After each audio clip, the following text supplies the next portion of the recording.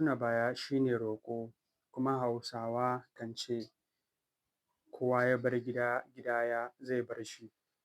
Yau zauren Dr. Kabir ɗan Asabe Kuta zai leƙa garin Kuta ne da ke ƙaramar hukumar Shiroro a jihar Niger don kawo muku bikin Gani da aka gudanar jiya Juma'a 19 ga watan Satumba na 2025 a garin Kuta. Garin Kuta gari ne mai ɗimbin tarihi da kuma al'adu kafin zuwan Musulunci. Al'ummar garin Kuta wanda akasarinsu Gwarawa ne, suna da al'adunsu da wuraren tarihinsu. Waɗannan al'adu da wuraren tarihi sun ci gaba da kasancewa bayan zuwan Musulunci. Wannan ne ma ya sa ko da Musulunci ya zo ƙasar Kuta, wanda ya haifar da bikin Gani da ake yi a watan da aka haifi Manzon Allah (SAW). Bikin Gani wanda ya samo asali daga Musulunci da ake yi a watan Maulidi don farfaɗo da al'adunsu na gargajiya da kuma haɗa kan al'umma da samar da zaman lafiya. Sarakunan gargajiya na masarautar Kuta da suka ƙunshi hakimai, dagatai da masu unguwanni sun haɗa kansu don ganin an dawo da bikin Gani da aka saba yi tun lokacin Marigayi Mai Martaba Ahmadu Bahago na sarautar Kuta.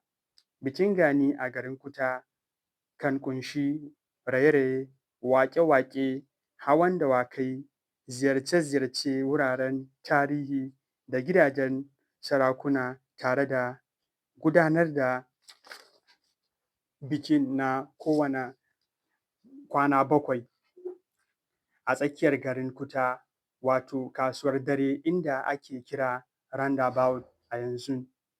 Bikin na bana da sarakunan suka shirya don farfaɗo da al'adun ta Gani a garin Kuta ya sami halartar ma'aikatan gwamnati, 'yan siyasa, matasa maza da mata, inda aka ziyarci wuraren tarihi kamar Dutsen Kuta da ke kan hanyar Bawi, Rijiyar Sardauna da ke Gonna, Ƙofar Ganuwa da ke wajajen Central Primary School, gidajen sarakuna, hawan dawakai, zagaya unguwanni.